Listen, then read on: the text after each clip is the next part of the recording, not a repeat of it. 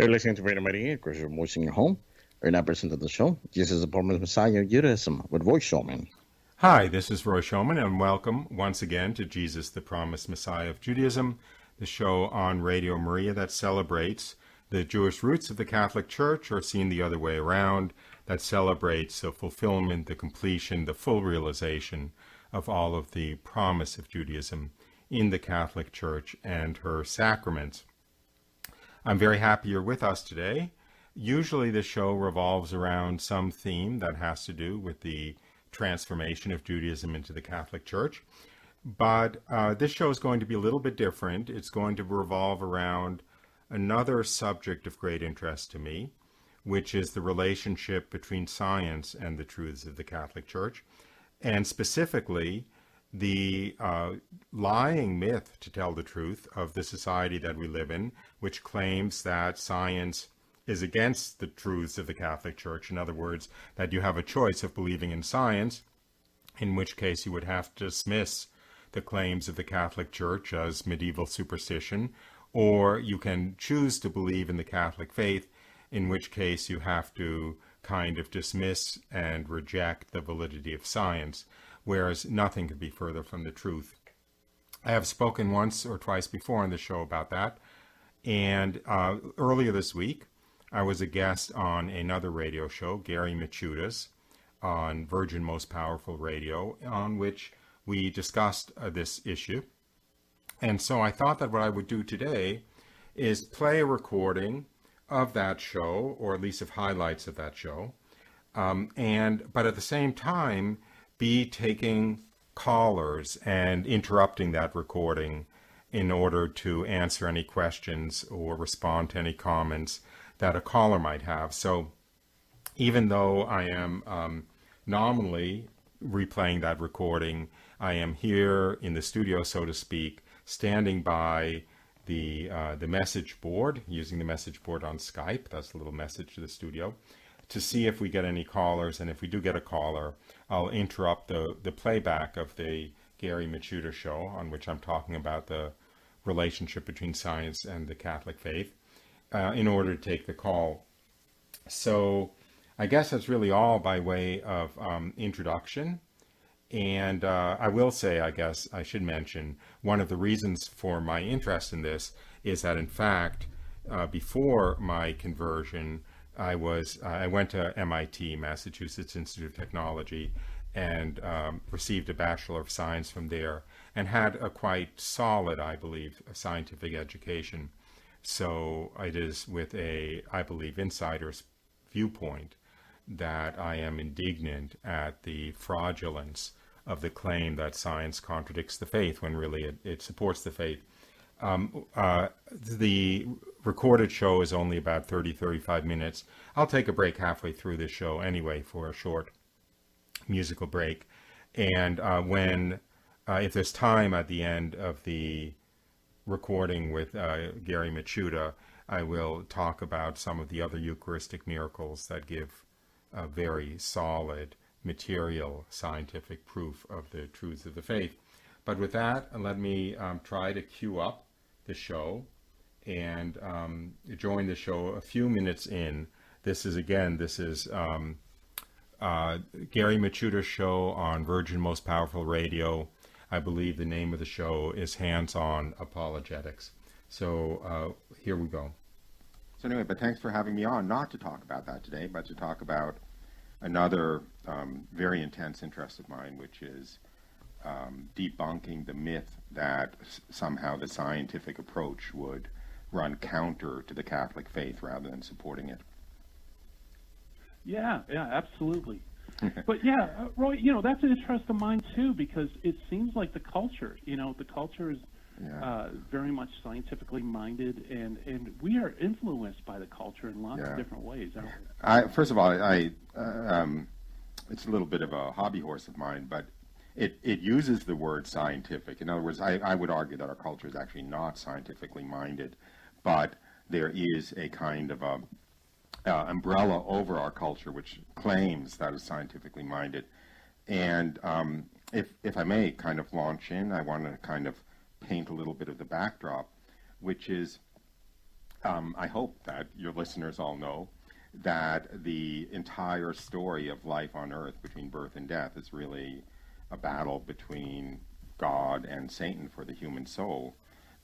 Those are the stakes, and that's what it's all about. And every human being is going to someday die, and he's going to end up in a very, very wonderful situation or in a very terrible situation. And God is, I don't want to say he's working as hard as he can. That's not really fair. But God is on one side working to bring people to heaven, and Satan is on the other side working to bring people to hell. So it's this tremendous battlefield. But when an army sets out against another army for a real physical battle, they want to choose the battlefield. In other words, in the old days, it would be advantageous for an army to be on the uphill side rather than the downhill side, so the arrows could travel better or the rocks could travel better or whatever. It would be advantageous, for instance, to not be trapped between with a river to your back or whatever, so you couldn't retreat and so forth. The choice of the battlefield is very important, and the setting of the battlefield is very important. And in this spiritual battle, there is an analogous battlefield, which is our culture. So, although in a sense the battle is over each individual human soul, it takes place on the battlefield, and the battlefield is our culture, is our society. To use a philosophical term, is the zeitgeist, the spirit of the times, the attitude of the times. And I think the enemy has really taken over that our contemporary culture, our spirit of the times, and the way he has done it to a large extent, is by claiming that there is something unscientific about having faith, and we're in an age of science, and you really have no right to believe something that runs against science, and science is incompatible with the faith. So and people absorb this, and I remember grammar school, you basically get this catechesis in how all of human advancement comes from science and comes from this rational view, and everything we have came from, scientific discoveries and all the technology and everything, and you're throwing yourself back into the Dark Ages if you reject science for faith. So I think that this false accusation that somehow the faith is unscientific is really, really, really an important tool in the enemy's hands in turning us away from God. Yeah.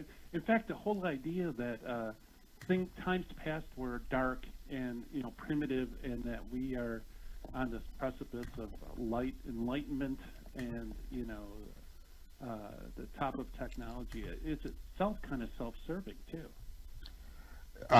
Yes, but I'm not a Luddite. I think technology, is wonderful. I'm very grateful every day for indoor plumbing, for instance, and hot running water and so forth.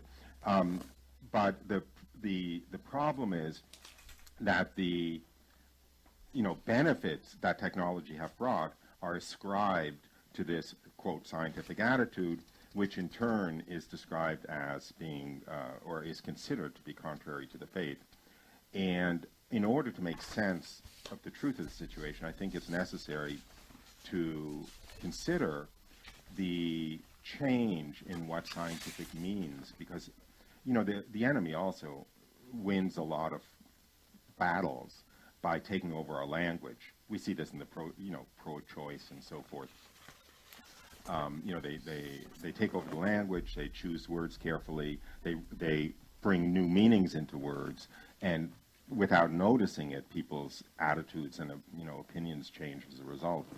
And the concept of scientific and science has been hijacked because historically, going back a couple of hundred years, science was sort of defined as, quote, worthy of belief based on objective evidence. There's nothing wrong with that. That's wonderful. You have objective evidence that's not subjective to the person, to the individual characteristics of the person seeing it necessarily, but it's objective somehow and it's worthy of belief. St. Thomas Aquinas, who I hope is kind of a bedrock of what all of us do as Catholic apologists, defined scientific knowledge in the following way. He said scientific knowledge is obtained when observable phenomena and their properties are accounted for in terms of their causes. In other words, you have observation, you have the observation of phenomena, and you have their explanations in terms of their causes. All of this is absolutely wonderful. All of this actually will support the truths of the Catholic faith, which is where, I hope we get to. But rather than this historic definition of science and scientific knowledge, we have, over the last 100 years, had this kind of hijacked by a philosophy. I don't want to get too kind of deep in the weeds, but it's often referred to as logical positivism, which is essentially, and I'll read a standard definition of logical positivism, quote, a movement in Western philosophy whose central thesis is that only statements verifiable through reproducible experiments are meaningful. So you see, the definition of scientific has been shifted from worthy of belief based on objective evidence to verifiable through reproducible experiments. And what's the problem with this? The problem with this is that everything having to do with free will, whether the free will of a human being, the free will of God, the free will of an angel, or the free will of a demon, everything having to do with the free will is not arbitrarily reproducible through an experiment. Because if you ask somebody to do something, one time they may do it and one time they may not. If you ask God to do something, one time he may do it and one time he may not, and so forth. So by definition, once the ground rules have been changed to this logical positivism, it has to be subject to reproducible experiments, or else we can't consider it true. You've by definition, eliminated the miracle, the possibility of miracles. Because miracles, what are miracles? They are phenomena or actions which go beyond or contradict the natural physical laws because they are performed by someone who can go beyond the natural physical laws, whether that's an angel or a demon or God. So with this shift in the definition of scientific, what the enemy has succeeded in doing in our culture is defining away the possibility of miracles, not showing they don't exist, not showing that they're not worthy of belief, but essentially defining them as not possible of existing. I'm going to cut in there just to repeat myself a little bit and underline. First of all, you're listening to a live broadcast of Jesus the Promised Messiah of Judaism on Radio Maria, and I would be very eager to take your calls here, 866-333-6279 or 866-333-MARY, M-A-R-Y. And that was pretty dense material, so let me try to do a quick flyby of it. First of all, my opening point was that the entire purpose of life on earth is to essentially determine our eternity, and God willing, leave us in the position to have an eternity of incredible bliss in the company of God. And the entire life on earth is essentially a battle on a battleground. It's the battle for the human soul. There are two forces at work. They're the forces of God and the good angels who want to see us get to heaven, and they're the forces of Satan and the bad angels who want to see us lost.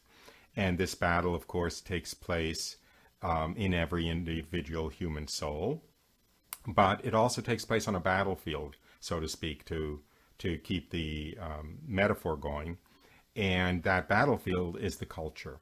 And just as when you have a battlefield, it can give an advantage to one side or another side, like in the old days, whoever had the uphill side had a tremendous advantage because whatever projectiles or arrows or stones were being thrown, of course, are easier to throw downhill than uphill.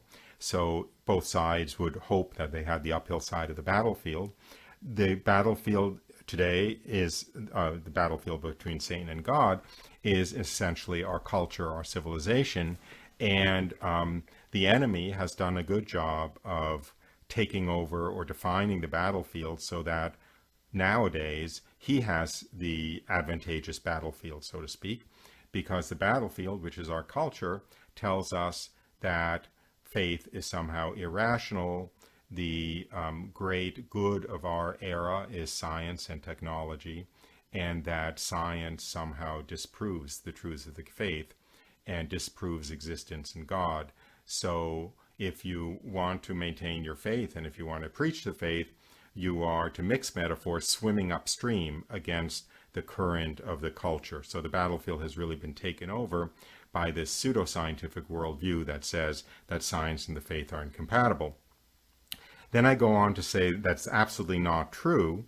Science, in its historical meaning, that you basically you look at evidence and you I'll give my contemporary definition of it, which is that you look at the evidence, you form a theory that can explain the evidence. If it can successfully explain the evidence, you can hold on to that theory. If it can't, you have to discard that theory.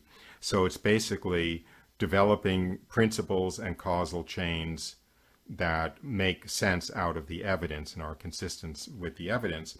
However, in the last 80 or 100 years or so, this philosophy, which is called logical positivism, has emerged, which says no, the only way you can know something is if it's subject to repeatable experimentation, and repeatable experimentation at will by anybody.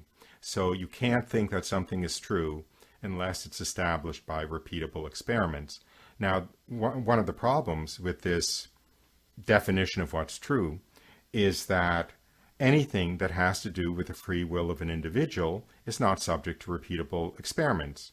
If you ask me to, give you $1, maybe 9 times out of 10 I will, and 1 time out of 10 I won't. If you ask somebody to do something for you, sometimes they'll do it and sometimes they won't do it. And of course, what are miracles? Miracles are definitions. By definition, they're something done out of the free will of an individual, of a person, whether that person is God or the devil or a demon or an angel. A miracle is something that is outside of the natural order of nature because it is produced by a person who has decided at that moment to do it, and at another moment he may decide not to do it. So it's not repeatable at will. Moreover, who does the asking matters in the case of a miracle. We know this, obviously, when Padre Pio asked for something, it was done a much higher percentage of the time than when Hugh Hefner would ask for something or when I would ask for something. So the entire epistemology is the word, the entire principle of knowledge that flows from this logical positivism, that for something to be true it has to be subject to repeatable experiments, fails by definition in the context of miracles. So what that means is our culture today basically has defined away the possibility of miracles existing. They do not succeed in disproving the existence of a miracle based on the evidence, because all of the evidence is in favor of the miracle. Instead, they basically set the ground rules to be such that whatever evidence there is insufficient to establish the truth of the miracle, because the next day you can't repeat it in a laboratory, so to speak, or the next day Joe Schmo can't repeat it. So that's basically where we got in this talk.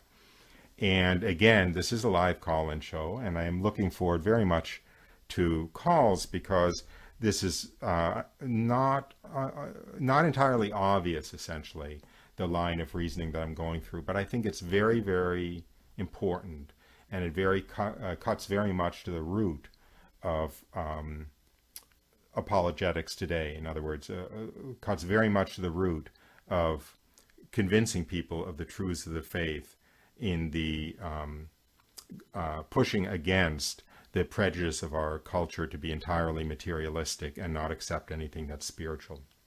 So if you have any comments or questions, just call in 866-333-6279. And in the meantime, I will continue with the recording. Have it made sense? Yeah. Oh, it makes perfect sense. Like, for example, let's say I have an Uncle Fred that I never met, and I want to find out if he really is out there, so I keep writing letters. And sometimes I get a letter back, sometimes I don't.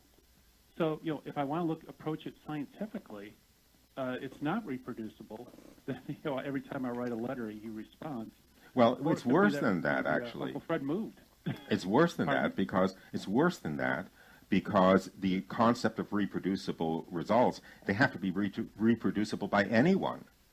So your Uncle Fred would have to answer a letter from me. Right. Yeah, very good. Yeah, so when you're trying to ascertain a volitional subject, someone who acts, then you can't reduce it down to a scientific score sheet where, different circumstances, they will respond the same way. Yeah, although, see, I'm going to be a little bit pedantic. You said scientific. I don't want that word scientific to be used in a way that restricts it to logical positivism. I call that scientism, Yeah. not science. Because if you define science to exclude, in a way that produces entirely circular reasoning and excludes the very family of phenomena you want to investigate, that's not scientific. That is almost like that's a faith-based bias. That's an arbitrary stacking of the deck to produce a predetermined conclusion. So it's very unscientific. Yeah, very good, very good. Well, we're coming up on the break. I hear the music coming up. We're talking with Roy Showman and about science and belief and apologetics, how to share your faith in a culture that's soaked in legal positivism. You're listening to Hands on Apologetics. Stay tuned. We'll be right back.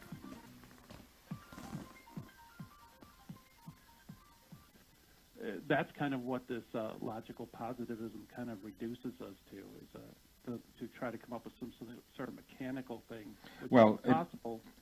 It also what it does is it takes every instance of a verifiable physical miracle. For instance, like a medical healing at Lourdes, and you have, somebody with a face eaten away by cancer who goes into the baths and come out of the baths with a perfectly healed face, and no trace of the damage. And then that's obviously a miracle. That's obviously an intervention of something outside of the physical. But that doesn't mean that you can bring 10 people with, cancer on their face to the baths, and if all 10 of them don't come out clean, the first thing never happened. That's ludicrous. Exactly. But that is the logical conclusion of this. It's hard to avoid technical terms, but of this epistemology, of this approach to knowing what's true, of approach to knowing knowledge.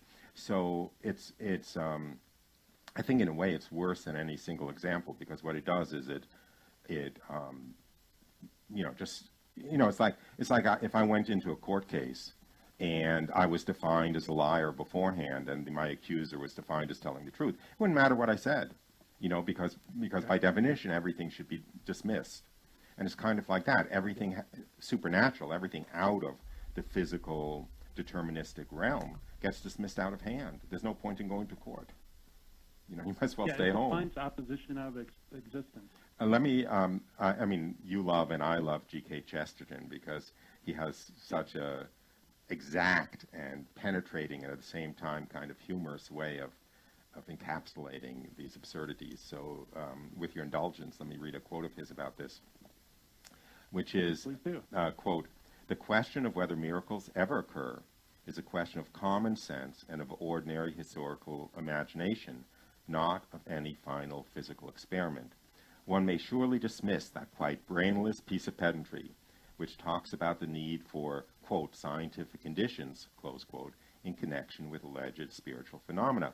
If you choose to say, I will believe that Miss Brown called her fiancé my heart's love and desire, who I love passionately with every fiber of my being, on the condition that she will repeat the words before 17 psychologists, then I shall reply, very well, if those are your conditions, you will never get the truth, for she certainly will not say it under those conditions. It is just as unscientific to be surprised that in an unsympathetic atmosphere certain extraordinary sympathies do not arise. It is as if I said that I could not tell if there was a fog because the air was not clear enough, or if I insist on perfect sunlight in order to see a solar eclipse. You're setting up a set of conditions that predetermine a negative outcome." Yes, yeah, very good. So what is a miracle? I would say that a miracle is a event in which the normal physical laws are suspended by a supernatural intervention, an intervention from the spiritual world, which is either an act of God or the act of an angel or the act of a demon. I would say, yeah, that's what I say a miracle is. By definition, a miracle is not a mechanical progression of physical events. It's coming from the outside, or else it wouldn't be a miracle. And if it's coming from the outside, it's coming from a free actor on the outside, which is why it's not subject to arbitrary reproduction. Yeah, very good. That's probably what a miracle is. I mean, that's, when God, stops a disease and reverses it, or makes the sun spin in the sky and crash to the earth, or anything else that he does. I mean, much less turn unleavened bread into the body, blood, soul, and divinity of God. Yeah, that's right. That's exactly right. That it's a suspension of the physical unfolding of what would otherwise be the physical chain of causality by an intervention from outside. Yeah. Anyway, so the other side of this coin is that, given that the enemy has kind of brainwashed our culture to say that it's unscientific, or it's irrational to believe in miracles, God has kind of raised the bets on the other side by, I believe, giving us an unprecedented number of physically verifiable miracles that very specifically attest to the truths of the Catholic faith in our day. I think actually specifically in response to the scientific bias or the scientism bias of our culture. And I mean, we have the apparitional miracles, but maybe in a way the most physically dramatic may be the Eucharistic miracles, where a consecrated host takes on all of the physical characteristics of human tissue, of human muscle tissue, of human heart muscle tissue, and also of human blood. And I know there's some of these Eucharistic miracles that date back to the Middle Ages. Probably Lanciano is the most famous, and that's from the 8th century. But I was very surprised and gratified to find out that there was a very dramatic Eucharistic miracle in 1996 in Buenos Aires, which was subjected to tremendous scientific examination and investigation, and passed with flying colors as just as dramatic a Eucharistic miracle as Lanciano, in which the host turned into, human flesh and human blood, and was subjected, of course, to all of today's technology to debunk it or investigate it, and it passed. And then one even more recently in 2008 in Poland, similarly subjected to tremendous physical scientific investigation, and completely supernatural, and totally proven to be, so to speak. So I don't know if we have time for me to maybe briefly describe maybe that 2008 one or not, but I think they're gifts. We got about 3 minutes. 3 minutes. Well, I'm going to cut in once again. You're listening to Jesus, the Promised Messiah of Judaism on Radio Maria with your host, Roy Schoeman. That's me. I made that a little bit of a cliffhanger on purpose. First of all, let me just, before I kind of wrap up this half of the show, say that we're going to go to a short musical break in a few moments. And after we come back from the break, the first thing I'll do is to see if there are any calls that have come in. And if there are any calls, I'll go to them before I continue with the show itself. And certainly with the recording of this show that we've been listening to. The number here is 866-333-6279 or 866-333-MARY, M-A-R-Y. Again, 866-333-6279. So if you have any inclination to call in with a question or a comment, it's always very convenient to do so during the break because, as I said, then without any interruption needed, I can just immediately go to the call. Anyway, as I was saying, I have left this as a little bit of a cliffhanger, having spent the first half of the show talking about how unscientific the pseudoscientific view that somehow science disproves miracles is, because that is entirely based on the circular reasoning that essentially miracles can't exist, so we can reject any evidence that they do exist. As I cited G.K. Chesterton having said, I'll paraphrase it, rightly or wrongly, those who believe in miracles believe in them on the basis of the evidence, and rightly or wrongly, those who do not believe in miracles refuse to believe in them on the basis of faith. In other words, a truly scientific attitude, which looks first to evidence and draws conclusions from evidence and not on the basis of a pre-existing faith, would have to admit the existence of the miraculous. And as Catholics, we have this incredible blessing of a very, very, very specific family of miracles, which are Eucharistic miracles, which not only show the power and the sovereignty and the reality of God, but actually show a very specific truth of the Catholic faith, which is that the Eucharist, once it has been confected by the priest at Mass, actually is the body, blood, soul, and divinity of our Lord Jesus Christ. And this very specific fact has been demonstrated in a number of physically verifiable Eucharistic miracles, some going back to the 8th century, but also some as recently as 10 years ago, another one about 22 years ago. And when we come back from the break, I will go into a specific discussion of those amazing recent Eucharistic miracles. So with that, let's go to our short musical break, and we'll be back in a few moments. You're listening to Radio Maria, Christian Voice in Your Home. We're now returning to the show, Jesus the Promised Messiah of Judaism, with Voice Showman. Hi, welcome back to Jesus the Promised Messiah of Judaism, the show on Radio Maria that celebrates the Jewish roots of the Catholic Church, or seen the other way around, that celebrates the fulfillment of Judaism, the Catholic Church and her sacraments. Well, today I have been talking about the consistency between a truly scientific attitude and the Catholic faith, belief in the truths of the Catholic faith, and the cultural false myth that somehow they're at odds. I had been, for the first half of the show, playing excerpts from a show I did with Gary Machuda on the subject, but I've decided for the second half of the show to simply go to the source material itself and talk about, as time permits, several of these physically verifiable miracles that establish the truths of the Catholic faith. Before I launch in, again, this is a live call-in program. If you wish to call with any questions or comments, the number here is 866-333-6279 or 866-333-MARY. So the first Eucharistic miracle that I want to mention, because I want to mention recent Eucharistic miracles that took place in our lifetime, that took place over the last 20 years or so, because they were subject to the absolute rigor of all of our scientific investigation and testing and so forth. So no one can claim that somehow, they emerged from the prehistorical mists of the Middle Ages and who knows what went on and how they really came about and so forth. So let me begin with one that happened as recently as 1996.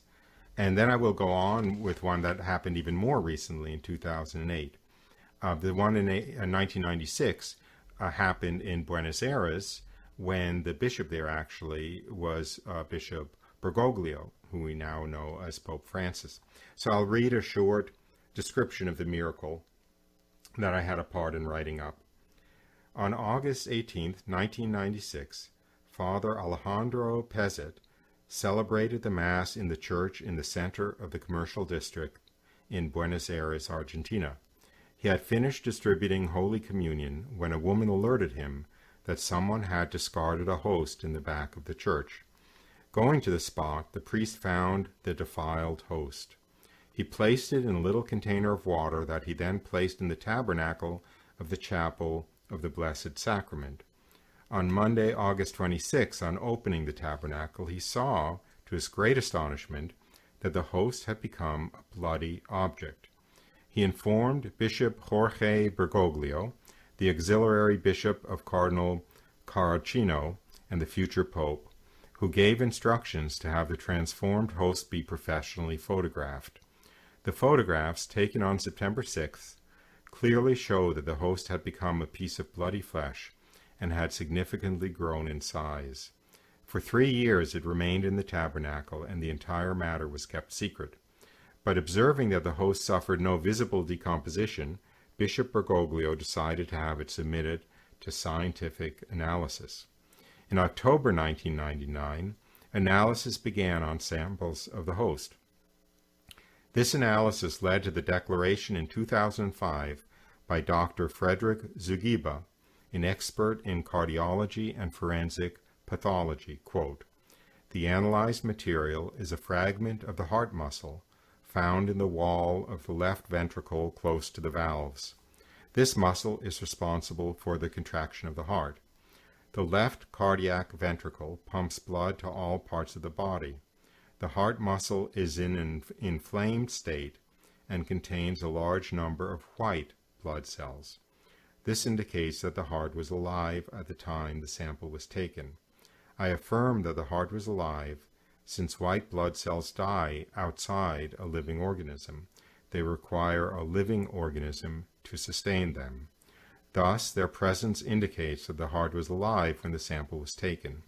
What is more, these white blood cells had penetrated the tissue, which further indicates that the heart had been under severe stress, as if the owner had been beaten severely about the chest." 2 Australians, the journalist Mike Willesee and the lawyer Ron Tesoriero, witnessed these tests. After the doctor had submitted his findings, he was informed that the substance from which the sample had been taken dated from 1996.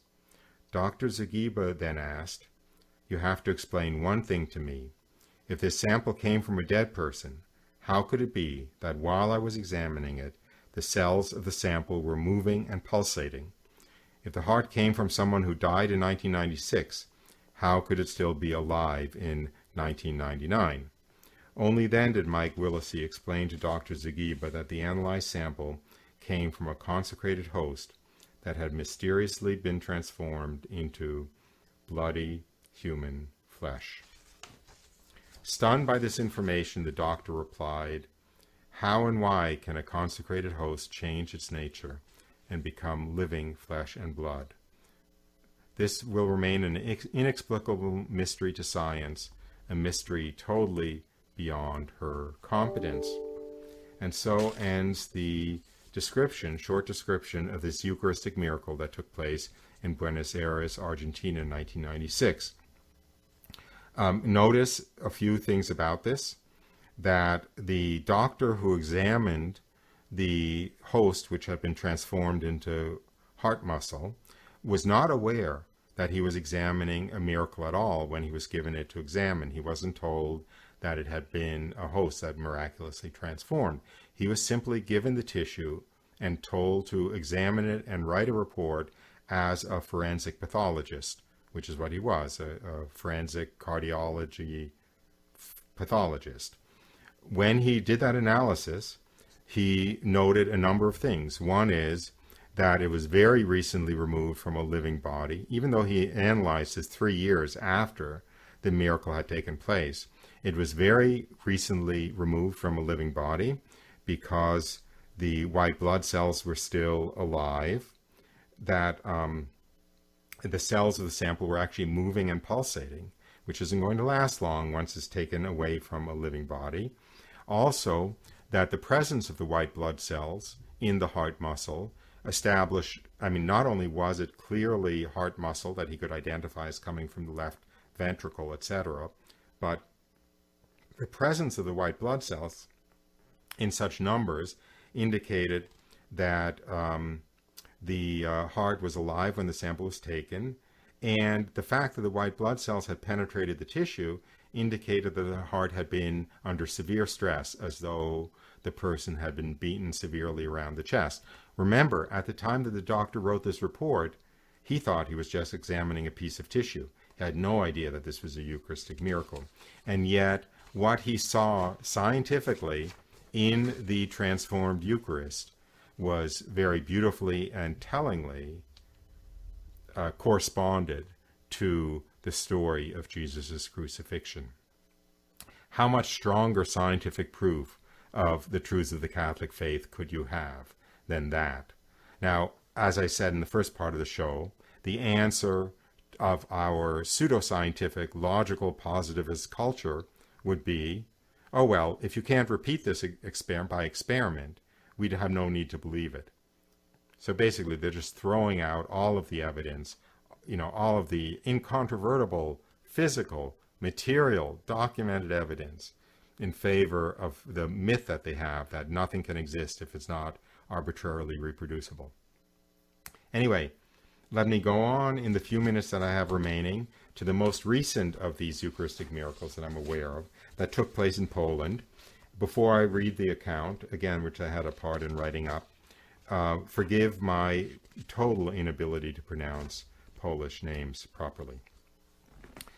So here is a Eucharistic miracle from 2008.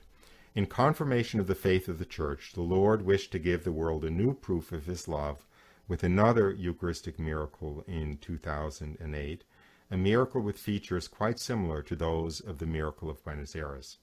On October 12th of that year, Father Jacek Ingelowitz celebrated Mass at the Church of St. Anthony of Padua in Sokolka, Poland, in the presence of 200 people. During the distribution of communion, a host fell to the ground. Father Jacek picked it up and placed it in a small silver liturgical vessel filled with water so that the host would dissolve, and put it in a safe in the sacristy. For after a host is completely dissolved, the body of Christ is no longer present. Informed by Father Jacek, Father Stanislaw Janensko, the pastor, left the vessel in the safe for 2 weeks. He then observed that not only had the host not dissolved in the water, but a shape resembling a bloodstain had appeared on it. Stunned, I did not know what to think of it, Father Stanislaw later stated. My hands were trembling when I closed the safe again. I could hardly speak. He decided to refer the matter to Archbishop Edward Ozorowski, the Metropolitan of Białystok, the neighboring city. When the Archbishop came to Sokolka, he was shown the host, which had been placed on a corporal. On the host he saw not only a bloodstain, but something that resembled inorganic material. Father Jacek pointed out that it looked like the tissue that many of us had analyzed in our biology classes. On January 5, 2009, the bishop asked 2 professors of medicine at the University of Białystok, Maria Elizabeth Sobaniak-Lotowska and Stanislaw Solkowski, to conduct an analysis of a fragment of the host. Both of the researchers had worked in the field of histopathology for over 30 years. Father Andrei Kakariko, the Chancellor of the Metropolitan Curia of Białystok, gave each of the experts a sample of the host. The study was conducted at the university's Institute of Pathology. When the samples were removed, the fragment of the host that remained... Let me restart that sentence. When the samples were removed, the fragment of the host that remained connected to the tissue stayed closely united with the tissue to be analyzed, without having lost any of its whiteness. After working separately, the 2 specialists arrived at the same conclusion. What they had been given came from human heart muscle that was still alive, but in agony. Professor Solkowski stated that he observed the presence of many typical biomorphological indicators of heart muscle tissue, as well as visible damage in the form of tiny ruptures to fibers of the tissue. He added, quote, "Such changes can be observed only in living fibers, and they show evidence of rapid spasms of the heart muscle in the period just before death." Professor Sobaniak-Lotowska confirmed, quote, "This is living heart muscle tissue." On further reflection, she was astonished at the fact that the tissue remained alive after having been separated from the organism of which it was an integral part. It was an extraordinary phenomenon, she said. As she explained, quote, The host remained submerged in water for a long time and then was left on the corporal. Therefore, the tissue should have undergone the process of drying out, but we did not observe any such changes during our tests. According to the current state of knowledge in biology, we cannot explain this phenomenon scientifically.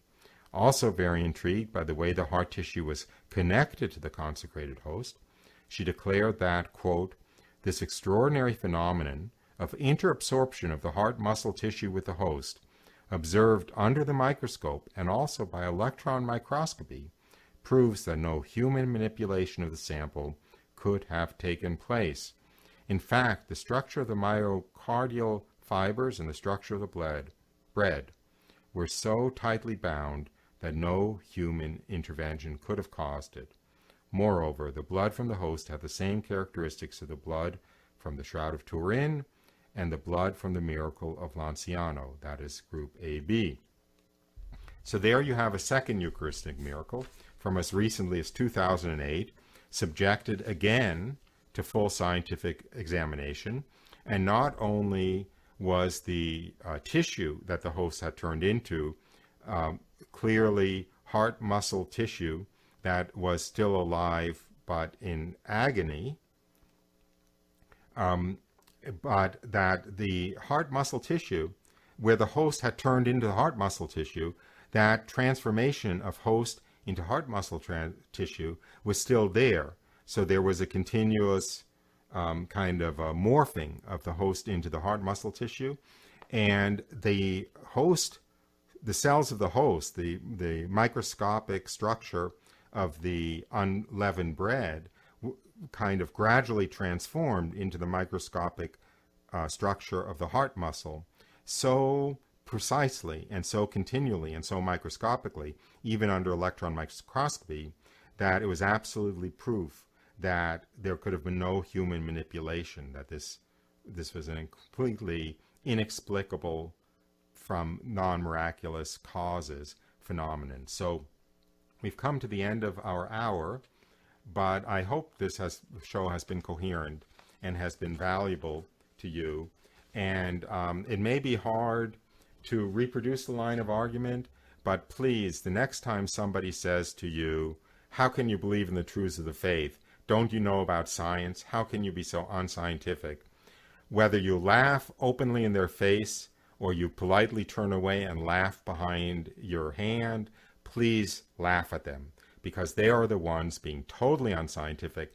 They are the ones going entirely on faith, the faith of atheism, the faith of agnosticism, the faith of radical materialism and logical positivism. And we, who do hold to all of the truths of the Catholic faith, have very substantial, genuine, physical, scientific proof for doing so. So with that, I just want to say goodbye. I want to extend you my prayers for a continuing rich and fruitful Lent, and I hope you join us again next week for Jesus, the Promised Messiah of Judaism on Radio Maria. Bye for now. Hey, Sarah, I'll see you next week. Okay, thanks a lot. Take care. Bye-bye. Bye.